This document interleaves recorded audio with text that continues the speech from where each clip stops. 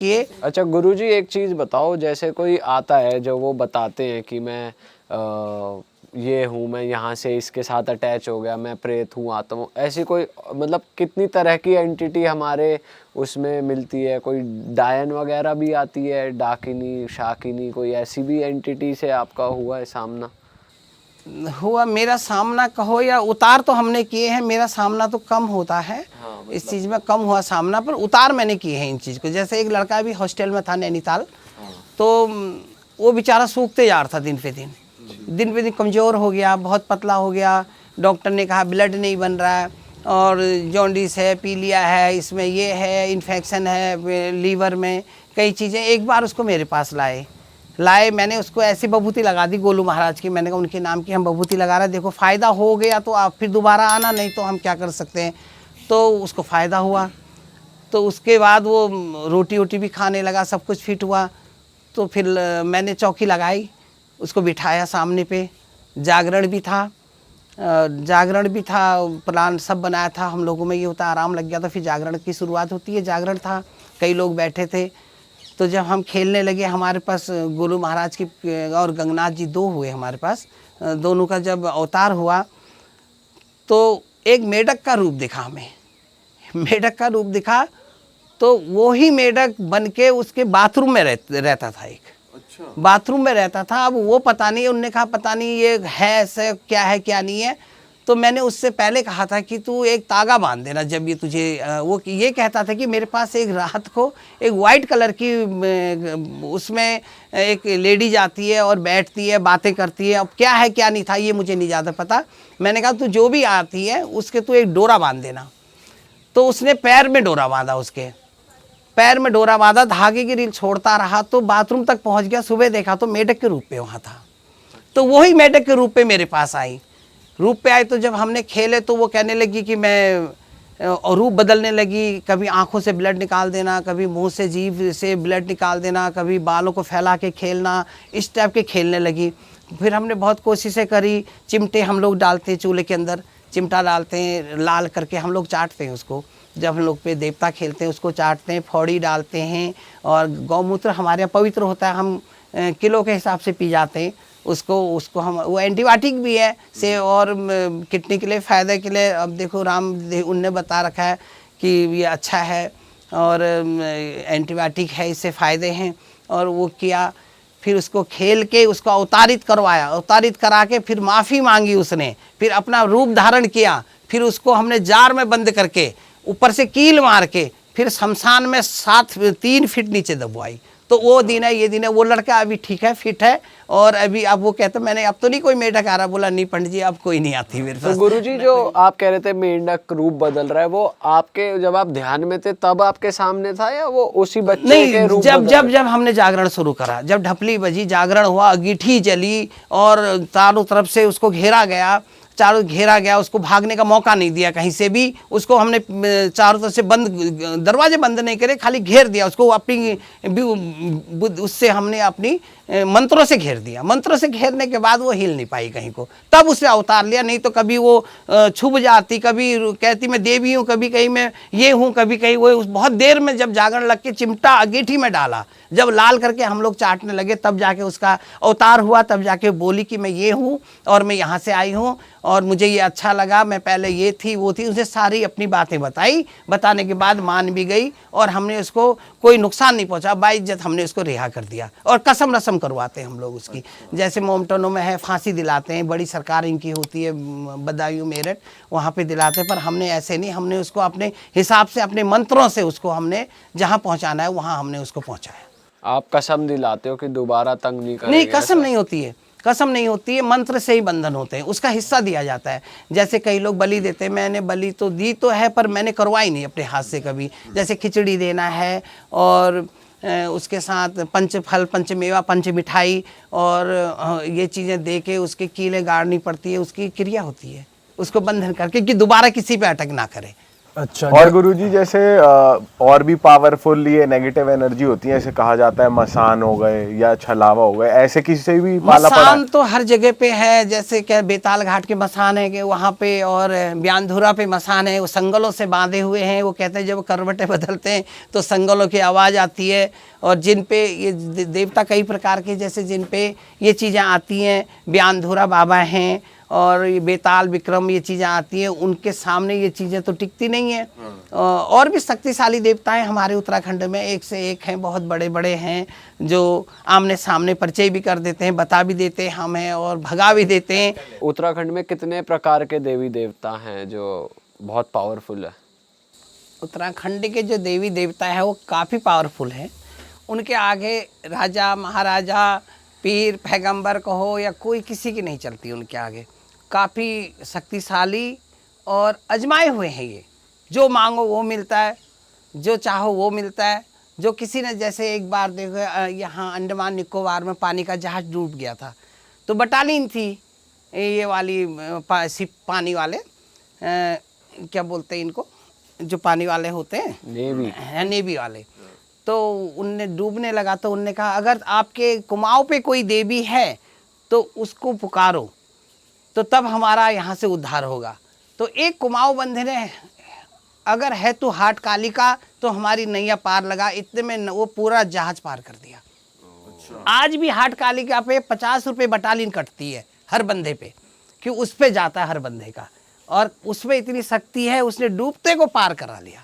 अब इससे बाकी आप क्या कहोगे, इससे बड़ी देवी कौन है? इतनी शक्तिशाली देवियां हैं, जो मांगो वो मिला। इनका ज़्यादा बड़ा मंदिर नहीं है, इनकी कृपा और इनकी महिमा इतनी ऊंची और इतनी आगे है कि परिक्रमा जितनी करो, जितना कहो वो भी कम है। गुरुजी, आपकी जैसे आपके शरीर पे देवी देवता प्रवेश करते हैं, तो आपके क्या नियम है? आप थोड़ा बता सकते हो अपने रूटीन और नियम के बारे में, आपको क्या क्या फॉलो करना पड़ता है, और अगर नहीं करा तो क्या दंड मिलता है आपको?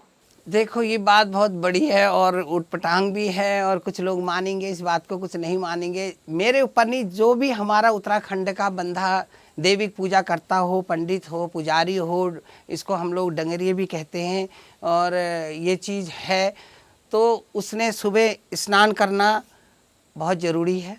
हालांकि स्नान तो सबके लिए ज़रूरी है, पर ये पूजा पाठ वालों के लिए बहुत ज़रूरी है। और भोजन अपने हाथ से बनाना है, खाना अपने हाथ से खाना है। और जो हमारे यहाँ घर पे लेडीज है, अपनी अर्धांगिनी जो 7 दिन उसका पीरियड्स होता है, उसके हाथ का नहीं खाना है। 5 दिन तक उसको किचन पे नहीं घुसना है। 7 दिन तक घर पे जोत नहीं जलेगी। जिसकी अगर अर्धांगिनी पीरियड से है तो उसका पति भी अशुद्ध माना जाता है, वो भी पूजा नहीं कर सकता है, और उसको घर से अलग रखा जाता है। और अगर जो इस नियम का नहीं कर, और सूतक हो गया, सूतक बोलते हैं कि मौत को, बिरादरी जो मुंडन वाले होते हैं उसमें अगर किसी की एक विकेट गिर गया तो 45 दिन तक वो लोग पूजा पाठ, मंदिर पे जागरण, घर पे न प्रसाद ले सकता है, न दे सकता है, न पूजा कर सकता है। तीसरी चीज़ है हमारे यहाँ नातक। नातक बोलते हैं 22 दिन का होता है। अगर बिरादरी में बच्चा पैदा हो गया तो उसने उसके नियम पे रहना है, वो भी पूजा नहीं कर सकता है। घर पे चिराग नहीं जलेगा, शुद्ध वातावरण पे रहना, मंदिर वगैरह वगैरह जाना उसका मना होता है। ये अगर वो ना करे, इस चीज़ का परहेज ना करे, तो उसके ऊपर स्किन पे जो बीमारियां, चर्म रोग जिसे कहते हैं, जैसे दाद है, खाज है, खुजली है, इन्फेक्शन हो जाना है, और फोड़े फुंसी वगैरह निकल जाते हैं, और बहुत सी बीमारियां हो जाती, बुखार भी आ जाता है, आंख लाल हो जाती है, कई चीज़ें। ये बिल्कुल ऑनलाइन है। आज अगर आप इस चीज़ को आजमा लो, जो भी हमारे डंगरिये पुजारी गुरु ये चीज़ें हैं, इसका परहेज ना करें तो दूसरे दिन ही इसका आप रिजल्ट देखिए। तब हम लोग को भोजन भी बाहर का किसी के द्वारा बना हुआ नहीं खाना है, अपने हाथ से भोजन बनाना है। जल तक हमने ग्रहण नहीं करना है किसी के पास का। अच्छा, ऐसा भी होता है गुरुजी, जैसे आपके पास कोई आया, उसके ऊपर कोई नेगेटिव एंटिटी या नेगेटिव एनर्जी थी, और फिर उसको आपने ठीक कर दिया, उसके बाद भी आप उसको कुछ नियम कानून दे रहे हो कि तेरे को अब ये फॉलो करना है, उसके ऊपर भी आप कुछ उपाय डालते हो? नहीं, जब वो चीज़ छोड़ दी तो फिर तो आम आदमी, उसको तो फिर आज़ाद है, फ्री है, वो तो हिंदुस्तान आज़ाद हो गया ना। फिर तो उसको कोई किसी की दबाव उसके ऊपर कोई बाधा या कुछ वो नहीं, आप कुछ नहीं रही। हाँ, दोबारा से वो कहीं कोई दूसरी चीज़, वो चीज़ नहीं पकड़ेगी उसको, वो हमारी गारंटी होती है, वो चीज़ नहीं पकड़ेगी। और उसको आप कुछ धागा या कुछ देते हो ना कि ना ना, कोई धागा पास ही धूगा ना हम आए? नहीं बांधते, धागा धूगा कुछ नहीं, ना धागा ना, हाँ ये हमारे इसमें जनेऊ होता है, जनेऊ जरूर पहनना होता है, और धागा धूगा हम नहीं बांधते। वो तो धागा ये तंत्र मंत्र वाले, तांत्रिक वाले, जिनने क्रिया कर रही होती है, जैसे किसी की प्रॉपर्टी बस में कर देना है, किसी की जायदाद बस में करनी है, वो मंत्र करके पैसों का बिजनेस करके अपने आप पे वो कर देना, बोला हाँ तुम्हारे सारे काम बना देंगे, आप ये करो वो करो, धागा बांधो, लौंग बांधो, और इधर इधर को वो करो, ये नहीं, लौंग हमारा कोई खर्चा नहीं है, सिर्फ एक राख मैंने बताई,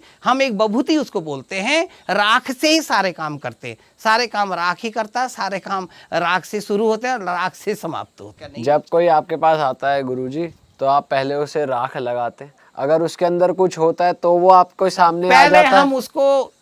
उसको साफ, पाक उर्दू का शब्द है पाक, तो हम उसको साफ करते हैं, जैसे उसके हाथ पांव धो के आओ, उसके बाद गौमूत्र गंगा जल, इससे हम उसको पवित्र करते हैं, सर पे छींटा मारा या पिलाया, ठीक है। तो वो तो अगर तभी खेलने लग जाते हो? जी, उसमें दो होती है, अगर हिंदू धर्म की हवाई भी कई प्रकार की होती है, हिंदू धर्म में भी है, सिख धर्म से भी है, ईसोवासी से भी है, और ये मोमटन शक्तियाँ भी, वो हवा कहते हैं, ऊपरी हवा का कहते हैं। अगर वो मुसलमान शक्ति है या हवा है तो वो गौमूत्र नहीं लेगा, तो उससे हम पहचान कर लेते हैं कि ये हिंदू नहीं है, ये दूसरे धर्म का है। उसका उपाय हम दूसरे हिसाब से करते हैं, वो हम नहीं बताएंगे। और वो गंगा जल भी अवॉइड करते हैं? नहीं लेगा गंगा जल, और हमारी जो चीजें से हम पवित्र होते हैं उससे वो लोग नापाक हो जाते हैं, जिससे हम पाक होते हैं तो उससे वो लोग नापाक हो जाते हैं। उस चीज़ से हम ये पहचान कर लेते हैं कि हमारे पास अभी कौन सी शक्ति चल रही है, हिंदू चल रही है या सिख चल रही है या मुसलमान शक्ति है, क्या आ रही है, हम उससे पहचान इसी से कर लेते हैं। और कई जगह एक बार हुआ था, एक लड़का था, इधर रैखाल बोलते हैं गाँव में, छोटा सा गाँव है, वो लड़का 6 में पढ़ता था, तो वो कभी पागल हो जाना, डंपर चला देना, कभी घर पे मार तोड़ करना, कभी कुछ भी, मतलब ऐसी हरकतें करने लग गया। तो उसके बाद कई जगह घुमाया, डॉक्टर ने देखा, किसी ने साइको बोला बरेली ले जाओ, डॉक्टर आजकल तो दवाइयाँ देते ही हैं हर चीज़ का। अब बुरा तो डॉक्टर को भी नहीं कहना चाहिए, हमारी फैमिली से भी कई डॉक्टर हैं, उनसे कहते हैं कि वो डॉक्टर तो मर गया नहीं कहते, सीरियस डेथ नहीं बोलेंगे, वो बोलेंगे कि सांस लेना भूल गया है, ठीक है। डॉक्टर ने तो सीधे कहना है कि सांस लेना भूल गया, तो वो उसने कुछ भी दिया, उससे फ़ायदा नहीं हुआ। तो लास्ट में मेरे पास लाए, वो अभी भी है बच्चा, लाए, बातें करी, तो उसके बाद हमने जागरण का प्लान लगाया, वो बभूति पे नहीं आया, हमने जागरण का प्लान लगाया। उसमें जो थे, हम लोग 3 थे, एक गोलू महाराज के गुरु थे, एक गंगनाथ जी के गुरु थे, एक देवी माता जो हमारी है उसके गुरु थे, लेडीज़ थी, बुजुर्ग माता थी।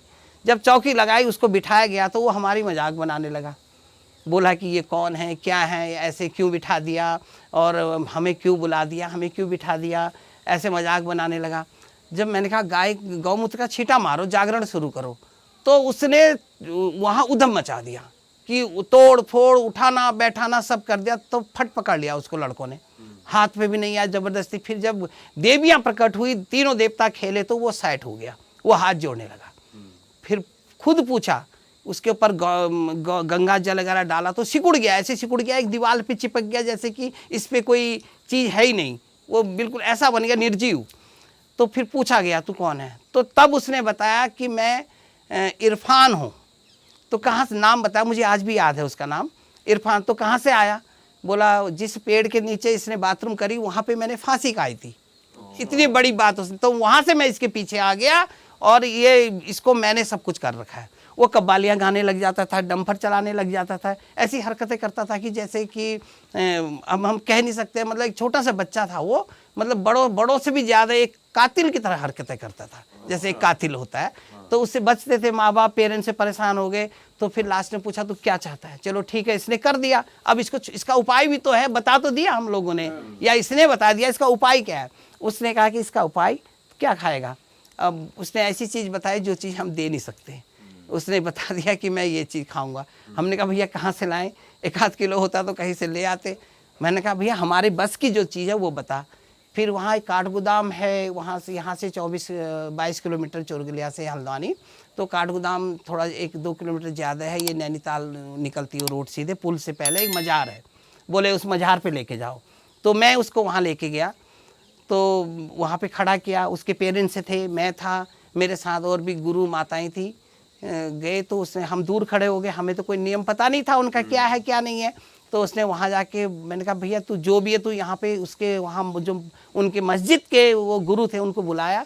उनने जैसे उल्टे पैर धोए, उल्टे करके मुंह धोया, ऐसे उल्टे हाथ धोए, बोला मैं जा रहा हूँ, कसम खा, और वो कुरान के ऊपर हाथ रखा, फिर एक हरी रंग की चादर दी, अगरबत्ती की वो पैकेट दी, और एक इत्र होती है लोगों की, इत्र दी उसमें, और गुलाब के फूल दिए, और कसम करवाई, और वो फिर छोड़ दिया उसने। बोला हमें गोश्त के पैसे देके जाओ। वो गोश्त के हमने पैसे दिए, हमें पता नहीं गोश्त क्या क्या नहीं, हम तो जानते नहीं है। बोले इसी चीज़ के लिए हम तर ये जाएंगे। उसी ने डिमांड रखी ये है डिमांड अंदर? उसी ने रखी, हमें नहीं पता गोश्त क्या होता है क्या नहीं होता है, तो इसीलिए मैंने कहा कि हम बता नहीं पाएंगे जो चीज़ उसने मांगी।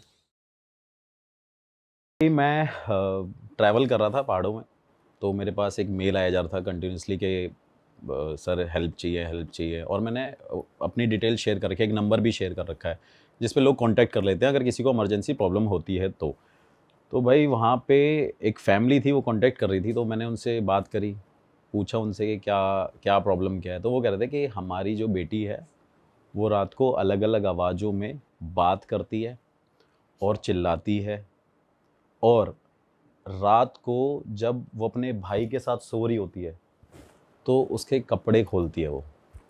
अच्छा। तो मैं बड़ा शॉक्ड हो गया, मैंने बोला यार ये क्या स्टोरी है कि चिल्लाती है, चीखती है और कपड़े भाई के खोलती रहती है।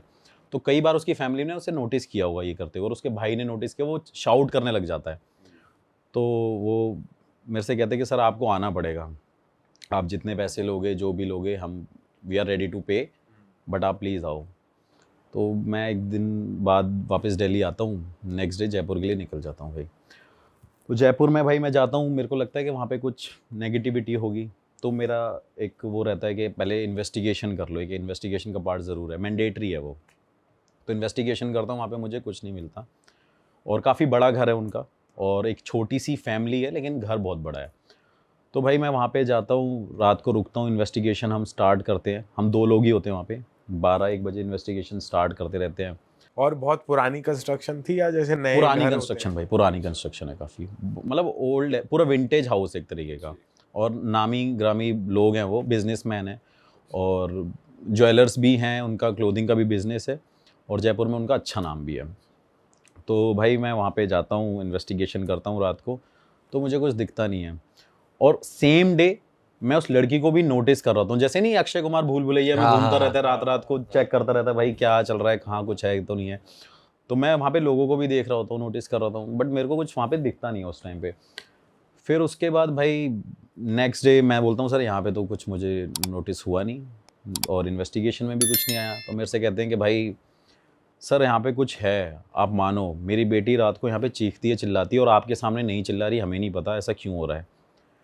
भाई मैं नेक्स्ट डे रुकता हूँ, नेक्स्ट डे इन्वेस्टिगेशन करते हैं, हम सोचते हैं कि चलो यार हो सकता है आज कुछ नहीं है, कल कुछ होगा। तो फिर हम नेक्स्ट डे भी इन्वेस्टिगेशन, भाई उसमें भी हमें कुछ नहीं मिलता, और वो लड़की बिल्कुल नॉर्मल रहती है। हाँ बट एक चीज़ थी उस घर में, उस लड़की को हम नोटिस ज़रूर कर रहे थे, मैं और मेरा जो टीम मेंबर है, कि वो थोड़े से वियर्ड रिएक्शन देती रहती थी। जैसे कि हम खाना खा रहे हैं तो वो आ रही है तो वो बड़ी अलग तरीके से देखती थी हमेशा, जैसे नहीं टेढ़ी नज़र से देखना, जैसे शकी नज़र से देखना, तो वो ऐसे नोटिस करती रहती थी। फिर उसके बाद मैंने उसको बोला, मैंने कुछ हो सकता है, शायद मेंटली भी डिस्टर्ब हो सकती है लड़की, तो ये रीज़न तो नहीं है भाई, इसके अंदर कोई स्पिरिट नहीं है, कोई पोजेशन। भाई सॉरी मैं कट कर रहा हूँ आपको, लेकिन जो आप ये 2 दिन से इन्वेस्टिगेशन कर रहे हो, तो ये आप थोड़ा शॉर्ट में बता सकते हो कि आप क्या किस तरीके से इन्वेस्टिगेट कर रहे थे? भाई मैं ये देख रहा था कि वहाँ पे कोई ऐसी नेगेटिव, कोई ऐसी एनर्जी तो नहीं है, स्पिरिट तो नहीं है जो उस घर में एग्जिस्ट करती हो और रात को वो उस लड़की के अंदर आती हो। क्या पता वो लड़की जब रिएक्ट नहीं कर रही तो वो स्पिरिट कहीं ना कहीं घर में घूम रही है, वो मुझे रिस्पॉन्ड करेगी, तो शायद मैं ये समझ पाऊँ कि वो कुछ ना कुछ है वहाँ पे। तो आप वो मोशन सेंसर और जो मेरी टूल्स और मशीन्स जो भी हाँ इक्विपमेंट्स है मेरे, मैं उसे यूज़ करता हूँ। पहले मेरा मेन मोटो यही रहता है यार कि ना भाई मैं सोचता हूँ कि घर में कुछ ना कुछ ना हो नेगेटिव, फिर उसके बाद मैं जाता हूँ पर्सन के पास कि फिर उसको देखते हैं। ऐसा सेम केस मेरे साथ पहले भी हो रखा है। तो मैं वहाँ पे भाई नेक्स्ट डे इन्वेस्टिगेशन करता हूँ, मुझे कुछ नहीं दिखता। फिर उसके बाद वो उसकी फैमिली वाले जब हम उनके पास या मेरे पास टाइम होता था तो हम डिस्कस करते रहते, तो उन्होंने खुल के ये बात मुझे बताई कि ये लड़की रात को चीखती चिल्लाती है, दिन में चीखती चिल्लाती है, और अपने भाई को ना हमेशा घूर घूर के देखती रहती है। अब आप कह सकते हैं जैसे कि काफ़ी मतलब उसके अंदर कुछ रिवेंज वाली फीलिंग हो या बड़ी डेस्परेट सी फीलिंग हो, तो वो बड़ी डेस्परेट दिखती है। तो उसका भाई बताता है, मैं उसके भाई को बुलाता हूँ, एक रूम में ले जाता हूँ, मैं उससे पूछता हूँ बेटा होता क्या है आपके साथ?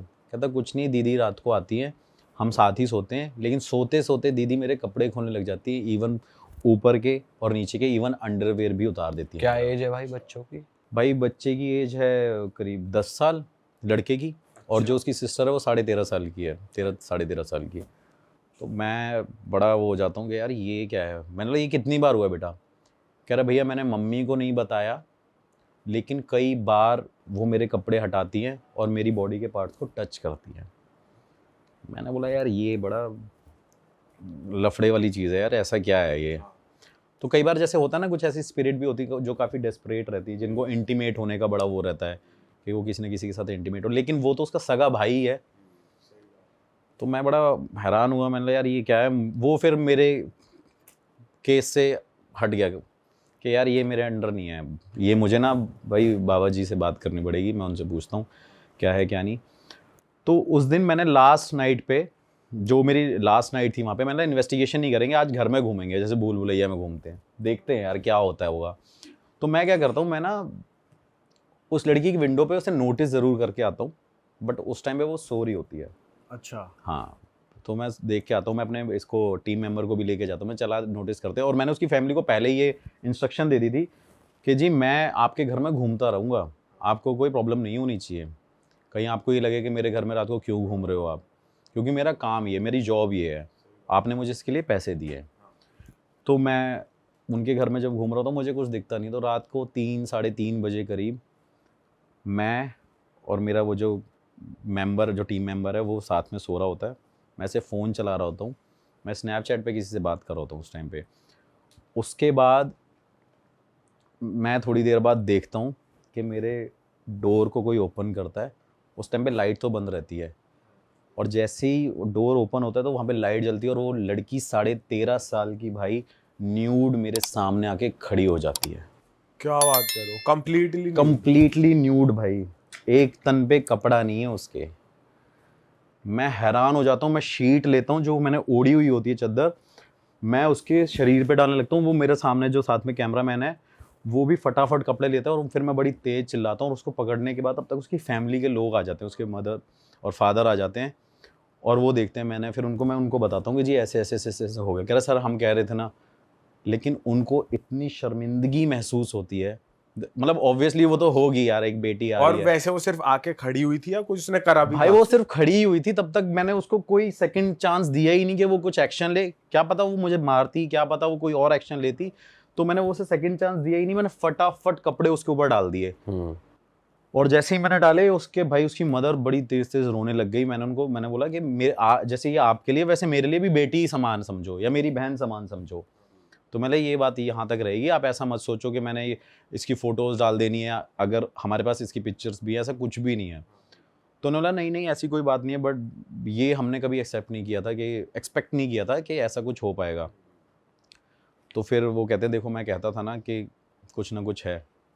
मैं नेक्स्ट डे वहाँ से निकलता हूँ, उनको बस इतना बोल के आता हूँ कि नेक्स्ट डे आप मेरे साथ आना, मैं आपको कहीं लेके चलूँगा, वहाँ मैं इनको दिखवाऊँगा। फिर भाई मैं उस लड़की को लेके जाता हूँ, वो मेरे घर के वहीं नियर बाय लोकेशन पे आते हैं, फिर हम साथ में ट्रैवल करते हैं। फिर मैं यूपी जाता हूँ अपने बाबा जी के पास, उनके पास उस लड़की को बिठाता हूँ। तो बिठाने के बाद हम थोड़ी देर तक वेट करते रहते हैं, बाबा अपनी पूजा पाठ कर रहे होते हैं। रास्ते में वैसे कुछ नहीं करती हो कि नहीं जाना या नहीं, उसको पता ही नहीं है कि उसे हम कहाँ लेके जा रहे हैं। एक्चुअली उसको ये पहले इन्फॉर्म कर दिया था मैंने कि इसको ये मत बताना हम कहाँ लेके जा रहे हैं, क्या पता ये फिर ना जाए, रुक जाए। फिर भाई हम उसको लेके जाते हैं, शाम हो जाती है, तो बाबा कहते हैं सुबह मिलूँगा, अब मेरी पूजा का टाइम हो गया, तपस्या का टाइम हो गया, अब मैं सुबह मिलूँगा। तो हम फिर रात को मतलब उनको होटल करा देते हैं, और फिर मेरे नोन के लोग हैं तो मैं वहाँ पे स्टे करने लग जाता हूँ। तो भाई स्टे करने के बाद नेक्स्ट डे हम मॉर्निंग में उनके पास जाते हैं, सुबह 9:30-10 बजे करीब। वहाँ जैसे ही पहुँचते हैं और देखते हैं कि बाबा वेट तो कर रहे हैं, लेकिन बाबा के हाथ में ऑलरेडी एक लाल कपड़ा है, और लाल कपड़े को वो हाथ में लेके बैठे हैं, और जैसे ही हम उस लड़की को वहाँ पे बिठाते हैं तो बाबा कहते हैं इसके पहले हाथों पे कपड़ा बांध दे। मैंने कहा क्यों? कहते मुझे पता है क्या है इसके अंदर। फिर बाबा वहाँ पे बता देते हैं, मतलब बाबा उस टाइम ओपनली ये बात बोल रहे हैं कि जयपुर से आए हो। मैंने कहा जी हाँ। तब तक फ़ोन पे ये डिस्कस नहीं हुआ था कि एक्चुअली प्रॉब्लम क्या है, कहाँ से आ रहे हैं, क्यों आ रहे हैं, क्या कारण है। तो जैसे ही हम आ जाते हैं जयपुर से आ रहे हैं, मतलब हाँ। कह रहे ये तो बड़ी बेकार लड़की है। मतलब बाबा लड़की, कह रहे लड़की मतलब बड़ी आत्मा इसकी बड़ी अशुद्ध हो रखी है, ऐसे करके बोले मेरे से। मैंने कहा क्या हुआ? कह रहे चलो बैठो। वो थोड़ी देर बैठते हैं, अपनी पूजा वूजा और ये सारी चीज़ें करते हैं। उसके बाद उस लड़की में से अलग एक वॉइस आ रही होती है जो एक्चुअली में वो 13.5 साल की नहीं लग रही, उस टाइम पे वो लग रही है 30-35 साल की लड़की। अच्छा, मोटी हो गई आवाज। हाँ, आवाज़ मोटी होगी, उसकी हैवी वॉइस होगी एकदम काफ़ी ज़्यादा, और आंखें मतलब बड़ी बड़ी उसने कर ली, और वो हम सबको ऐसे नोटिस कर रही है और देखे जा रही है। फिर बाबा बोलते क्या चाहती है तू, सिर्फ इतना बोलते हैं। फिर वो अपनी हिस्ट्री बताती है, जैसे भूल भुलैया में भी उसके साथ हिस्ट्री थी, वो सेम ऐसी ही कुछ रिलेटेड है।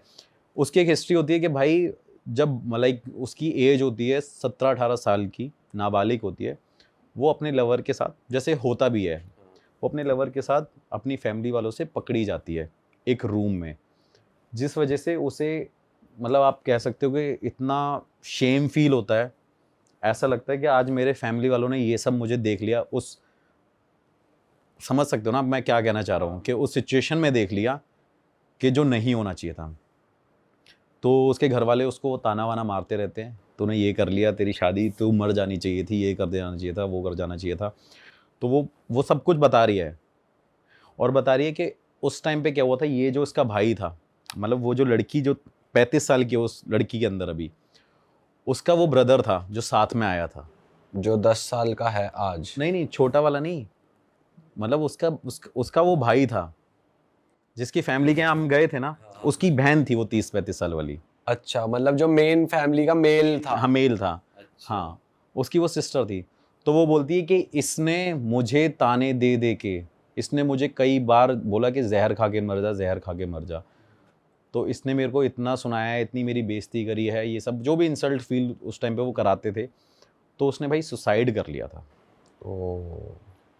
सुसाइड कर लिया था उसने, आत्महत्या कर ली।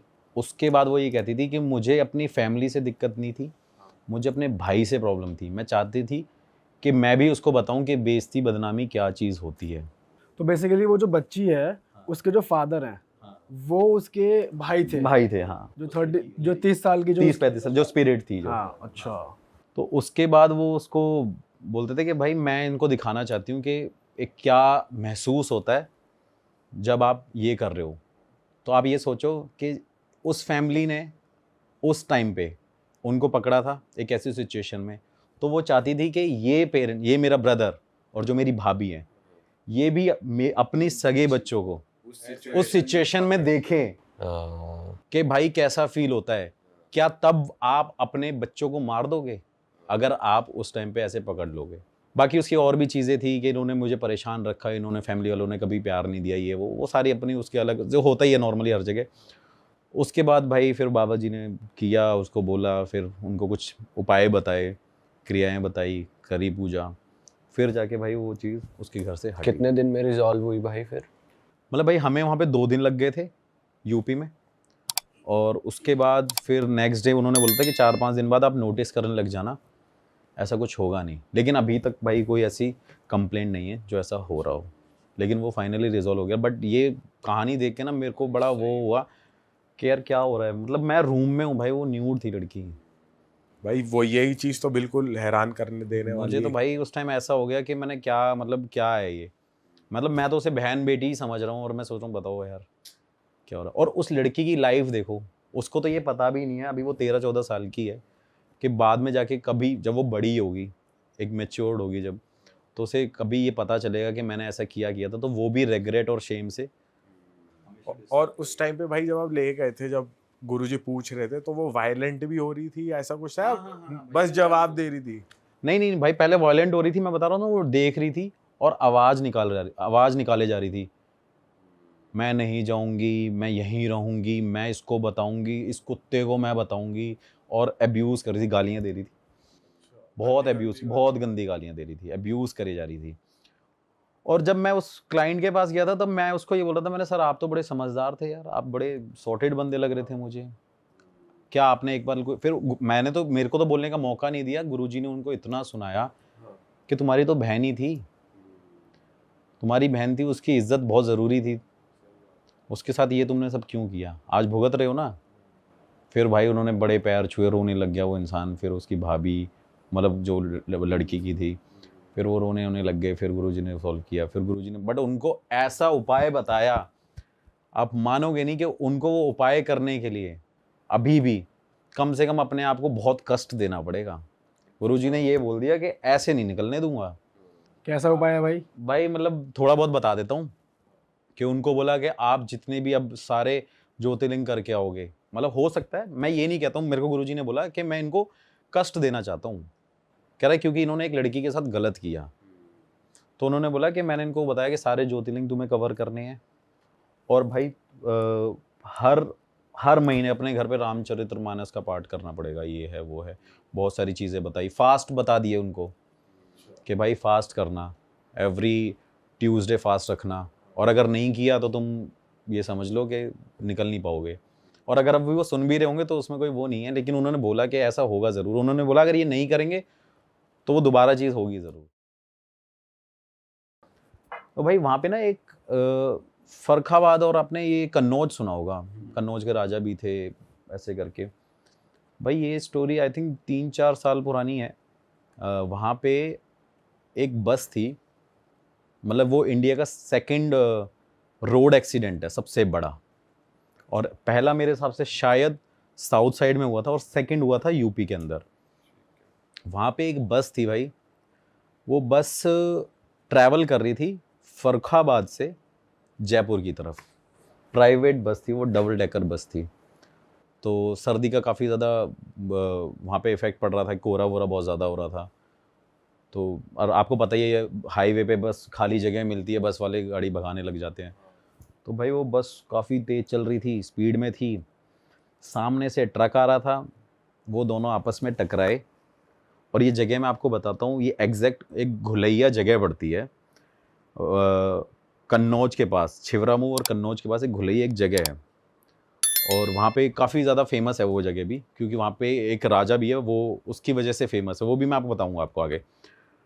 तो वहाँ पे जब वो बस आपस में टकराई भाई, तो बस में आई थिंक 84-85 लोग थे, डबल डेकर बस थी, उसमें फैमिलीज़ थी, न्यूली मैरिड कपल थे, बच्चे थे, बूढ़े थे, हर तरीके के लोग थे।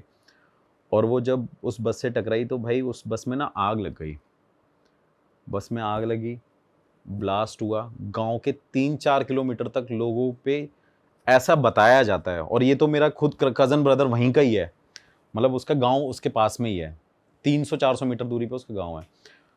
तो ऐसा बताया जाता है कि वहाँ पे 3-4 किलोमीटर तक वो आवाज़ें आ रही थी, चीखने चिल्लाने की, इतना शोर था और ब्लास्ट की आवाज़ें आ रही थी। तो भाई वो जब बस जली वहाँ पे, तो उस जलने में जितने भी लोग थे भाई वहाँ पे, उसके अंदर भाई जैसे कैंडल नहीं जलती मोम की तरह, वो पिघल रहे थे, पिघल रहे थे। बच्चे खिड़की से लटके हुए थे, उनके सर से ना, मतलब आप समझ लो वो मोम की तरह पिघल रहे हैं। ऐसा कोई इंसान नहीं था गांव का जिन्होंने वहाँ पे बचाने की कोशिश नहीं करी। मेरा कज़न ब्रदर भी इंक्लूडेड था वहाँ पे, उनको बचाने की कोशिश कर रहे थे, लेकिन इतनी आग थी वहाँ पे। और रीज़न क्या था? फॉग था, टकरा गई।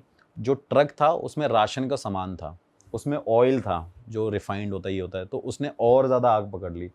आपको मैं उसकी स्टोरीज़ भी शेयर करूँगा, फ़ोटोज़ शेयर करूँगा। तो भाई आप देखना वहाँ पे ना, मतलब वो मोस्टली सारे लोग जल गए।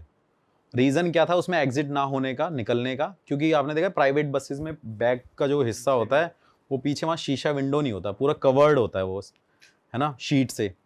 और ये वाले जो डोर होते हैं वोल्वो बसेस में, इसमें सारे ऑटोमेटिक होते हैं, वो बटन से ही खुलते हैं। तो वहाँ पे एग्जिट का कोई पॉइंट नहीं था, और डबल डेकर बस तो वैसे ही थी, तो निकल नहीं सकते थे। तो भाई उसमें इतने लोगों की डेथ हो गई। डेथ होने के बाद मोदी जी ने, योगी जी ने, राहुल गांधी जी ने, सब ने ट्वीट भी किया था और काफ़ी लोग, योगी जी वहाँ पे पहुँचे भी थे, बहुत सारे लोगों ने वहाँ पे ट्वीट किया था आत्मा की शांति के लिए। तो फिर भाई वो मेरे भाई ने मेरे को जगह बताई कि ऐसी ऐसी यहाँ पे कहानी हुई है। ऑल्दो मैंने देखी थी लेकिन कभी ऐसा सोचा नहीं था मैं वहाँ पे जाऊँगा। भाई मैं वहाँ पे पहुँचा रात को। रात में पहुँचने के बाद मैंने वहाँ के लोगों से इंट्रोडक्शन लिया उनका कि भाई आप यहाँ पे थे, कि आपने क्या यहाँ पे नोटिस किया था। कह रहे लोग ऐसे ऐसे जल रहे थे, ये है वो है। और उसके बाद हम सीधा पॉइंट पे आते हैं कि भाई वहाँ पे वो बस खड़ी रही जहाँ पे वो जली थी उस हाईवे पे। किसी ने हिम्मत नहीं करी उसको हटाने की।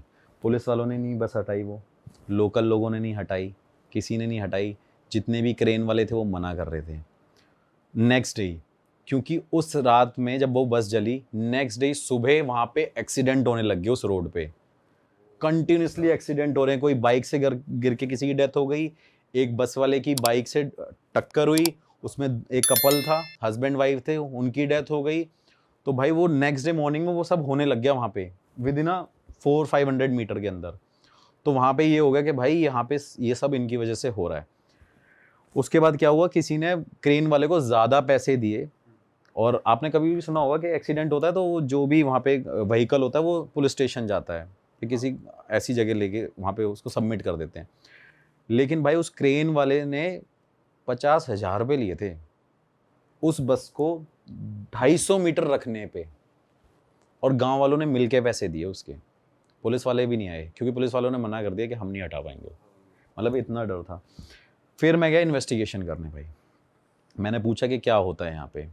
वहाँ पे गांव के लोगों ने हवन कराया, पूजा कराई, मिल के मेन रोड को ब्लॉक करके वहाँ पे बहुत बड़ी पूजा कराई थी कि वहाँ पे जितनी भी आत्माएं उनको शांति मिले। लेकिन भाई वहाँ पे कोई भी उस चीज़ से बच नहीं पाया। वहाँ पे कंटिन्यूसली जितने भी लोकल लोग हैं सोते हैं, वहाँ पे चीखने की आवाज़ आती है, चिल्लाने की आवाज़ आती है, रोने की आवाज़ आती है। और लोगों को, जब गांव में लोग होते हैं ना छत पे सोते रहते हैं, तो लोग जो ऊपर सोते थे उनको वो सारे बस में लोग विजुअल्स आते हैं जलते हुए, लटकते हुए, दिखते हुए। और उसके अंदर भाई उन्होंने वहाँ पे जो बस में है पूजा कराई। और उस बस में मैं गया था भाई, मैंने खुद अपने हाथों से हड्डियाँ उठाई हैं। क्या बात कर रहे हो? उसमें इतनी एशेज है ना, इतनी राख है उस पूरी बस के अंदर, हड्डियां अभी तक पड़ी हुई हैं, अभी तक। और वो बस कहाँ पे खड़ी हुई है? किसी रैंडम मैदान में? हाँ, रैंडम जगह पे 250 मीटर दूरी पे ही है। तो उसे भाई गवर्नमेंट भी नहीं वो नहीं भाई, हटाया ही नहीं। इतना डर है, इतना खौफ है उसका। और ये लोगों को, मतलब वहाँ के लोगों को तो बहुत ज़्यादा पता है, बाहर के कुछ लोगों को नहीं पता थी। लेकिन वो लोग स्पेशली उस बस को देखने आते हैं। वो भी मानो कि बहुत दूर से देख के जाते हैं और फोटोज क्लिक करते हैं। आज भी वो ट्रेंड बन चुकी है बस वहाँ पे। उसके बाद भाई उस बस में मैंने चूड़ियाँ देखी, जले हुए कपड़े देखे, शादी के जोड़े देखे, बच्चों के कपड़े जले हुए देखे। और आप मानोगे नहीं, स्टेयरिंग से लेकर और लास्ट सीट तक वहाँ पे सिर्फ भाई हड्डियाँ ही हड्डियाँ हैं, आज तक हटी नहीं है। ऐसी की ऐसी खड़ी है। अभी मैं लास्ट रिसेंटली होके आया हूँ और 3-4 साल तो मुझे हो गए उस बस को देखते हुए, आई थिंक। फिर भाई हम वहाँ पे गए, इन्वेस्टिगेशन मैंने करी। रात को बस में गए, मुझे बड़ा डर लगा। उस बस में ठंड लगने लगी काफ़ी ज़्यादा। तो फिर मैंने वहाँ पे कुछ सवाल पूछे तो मुझे आंसर्स मिले उसके, कि हम हैं, हम अपनी फैमिली को मिस करते हैं, हमें वापस इस दुनिया में आना है। उसमें से कुछ बच्चों की भी स्पिरिट है जो वहाँ पे अभी भी कहती है कि हम घूमने जाते हैं, मतलब हम निकलते हैं, हम हैं अभी भी यहाँ पे। मैं करके आया, इन्वेस्टिगेशन करके आया। मैंने बोला लोगों को कि कोई बात नहीं, आप पूजा वूजा करा लेना, हो जाएगा ठीक। भाई फिर वो थोड़े टाइम तक हुआ। फिर थोड़े दिन बाद क्या हुआ भाई, एग्जैक्ट जो बस का पॉइंट था वहाँ पे दोबारा एक और ट्रक चलते चलते, रिसेंटली चलते चलते उसके सामने पूरी फैमिली एक खड़ी हो गई है। और उस ट्रक वाले ने गाड़ी को मोड़ा है और उसका पूरा ट्रक गिर गया। उस बंदे की एक्सीडेंट में डेथ हो गई।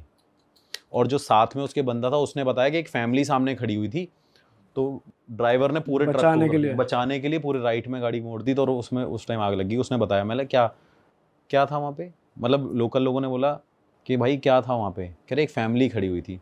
तो गांव वालों को पता चल गया कि भाई आज भी यहाँ पे वो स्पिरिट है, एग्जिस्ट कर रही है। भाई उसका खौफ खत्म नहीं हो रहा है। ये बात बोलने में बहुत अभी भी मेरे लिए इतनी इजी है कि मैं आपको सिर्फ क्या बताऊं कि मेरे को अभी लग रहा है कि ये तो बहुत आसान सी बात है, हमने बोल दी। लेकिन अगर आप उस स्पॉट पे खड़े हो जाओ, देखोगे ना, आपको पूरी इतनी ऐसी वाइब आएंगी, इतनी नेगेटिविटी आएगी, आपको लगेगा कि आपके आसपास कोई ना कोई है, आपके रोंगटे गूज़बम्प्स खड़े हो जाएंगे उस टाइम पे। फिर भाई इन्वेस्टिगेशन करी, वापस आ गया। फिर वो रिसेंटली फिर मेरे कज़न ब्रदर का फ़ोन आया, कह रहा है यार यहाँ पे दोबारा पूजा हो रही है। मैं दोबारा गया भाई वहाँ पे, फिर इन्वेस्टिगेशन करी। फिर वहाँ से जब मैं दोबारा आया तो भाई मेरे सामने, मैं अपनी गाड़ी पे ही था, मेरी गाड़ी पार्क करी मैंने और पीछे एक और मेरे कार पार्क हो गई। तो सामने एक बस आई, उसने मेरे पीछे वाली कार को हिट कर दिया। और उस टाइम पे मेरे पास स्विफ्ट कार थी, मैं स्विफ्ट लेके गया था। तो मेरी कार बच गई और उस बस ने उसको जब हिट किया तो वो कार ऐसे जाके चली गई। और मुझे लगता है वो चीज़ शायद मेरे साथ होने वाली थी, बट मेरी किस्मत इतनी मतलब तेज़ कह लो कि मैं बच गया। फिर भाई मैं दोबारा वहाँ पे नेक्स्ट डे पूजा वूजा हुई, मैं भी उसका पार्ट हुआ कि चलो यार पूजा हो रही है, हम देखते हैं कि सब कुछ नॉर्मल हो जाएगा। फिर उसके बाद भाई हम अपने अपने घर आ गए। जब मैं वापस आया दिल्ली, तो आप मानोगे नहीं, 3 बार तो मेरे साथ ये हुआ है कि मेरे को 3 बार उस बस के सपने आए हैं। अच्छा। हाँ, कि वो बस में कोई आवाज़ मार रहा है, वो बस जलती हुई मुझे नज़र आ रही है, और उस बस को लोग जो उस टाइम पे बचा रहे हैं, वो वाले विजुअल मेरे सामने आ रहे हैं। मतलब कई टाइम बाद आया है, ऐसा नहीं है कि मैं आज उन्हें आया नेक्स्ट डे मेरे साथ ये होने लग गया। हफ्ते भर बाद ये चीज़ Randomly होने आ लग गया। गया, हाँ, रैंडम randomly। होने लग गया। भाई मैं दोबारा गया इन्वेस्टिगेशन करने, कि कोई साथ तो नहीं आ क्या गया। कोई साथ तो नहीं आ गया ये वो। फिर मैं वहीं से बाबा जी से मिलते आया, मेरे से कह रहे क्या करता रहता है। तो उन्होंने हाथ रखा, मैं निकल गया, मैंने इन्वेस्टिगेशन करी, फिर मैं वहाँ पे बोल के आया। फिर जो मैंने इन्वेस्टिगेशन में पूछा कि क्या मैं यहाँ पे पूजा करा सकता हूँ, तो मुझे वहाँ पे रिस्पॉन्ड मिला, क्योंकि वहाँ पे एक्चुअली उनको अभी तक शांति नहीं मिली भाई। फिर दोबारा भी मैं बोल के आया हूँ, वहाँ पे मैंने पूजा करानी है, और अभी तक वहाँ पे ये हो रहा है कि लोगों को डेली कुछ ना कुछ भगते हुए नज़र आ रहा है। कोई ना कोई daily accident, daily 1-2 accident fixed हैं भाई वहाँ पे। पर भाई जब हवन हो जाता है तब तो कहते हैं कि जैसे बड़े बड़े हवन होते हैं तो शांति मिलने लग जाती है, पर यहाँ तो देखो मैं बताता हूँ, अब इससे एक चीज़ कनेक्ट कर लेते हैं हम। अभी जैसे इंडिया का मैच हुआ था लास्ट, तो वाराणसी में हर मंदिरों में भाई हवन और पूजा हो रही थी कि भाई मैच जीत जाए। तो भाई ऐसा नहीं हुआ ना, कुछ ना कुछ या तो कमी रही होगी, या जो ऊपर लिखा हुआ है भगवान ने वही होना है। तो भाई कुछ हवन में कमी रही होगी, या कह लो कि वो जस्टिस नहीं मिल पाया अभी तक। भाई मिला था आपको रिस्पॉन्स वहाँ पे कि हम मुक्त नहीं हुए हैं? हम हाँ तो भाई, वो रिस्पॉन्स मिले तभी तो मैं दोबारा वहाँ पे जा रहा हूँ। मेरा पूजा कराने का कारण यही है कि भाई कम से कम वहाँ के लोग अभी बच जाएं और वहाँ पे एक्सीडेंट ना हो। तो भाई वहाँ पे कंटिन्यूसली अभी तक ये चल रहा है। भाई ऐसा कहते हैं ना कि जैसे लास्ट राइट्स परफॉर्म नहीं हुए, पिंडदान नहीं हुआ। पिंडदान नहीं हुआ, किसी को मुक्ति नहीं मिल पाई, किसी की अस्थियाँ नहीं भा पाए ना। सबसे बड़ा रीज़न तो ये भी है कि सबकी एशेज वहाँ पे मिल गई, हड्डियाँ मिल गई, कोई उठाने वाला नहीं है, किसी को यही नहीं पता अब कौन किसकी हड्डियाँ उठाएगा, कौन किसकी राख उठाएगा, यही नहीं पता लोगों को। लोग तो आइडेंटिफाइड हैं कि इन लोगों की डेथ हुई है उस टाइम पे, पर कौन से किसका लेकिन है? कौन किसको उठाएगा। तो वो रीज़न, मेजर एक रीज़न ये भी है भाई वहाँ पे। अरे वाह, आपने ये वीडियो यहाँ तक देख ली भाई, तुमने हमारी मेहनत सफल कर दिया। तुम ही लोग हो असली रियल हिट। और अगर आपको बहुत मजा आ रहा है ऐसी क्लिप्स में, ऐसी वीडियोस में, तो फटाफट जाइए प्लेलिस्ट पे, बिंज वॉच कीजिए, सारी वीडियोस देख डालो और मौज काटो। That is it. हम मिलेंगे नए पॉडकास्ट में, नए क्लिप में। Till then bye bye, see you, take care, do subscribe.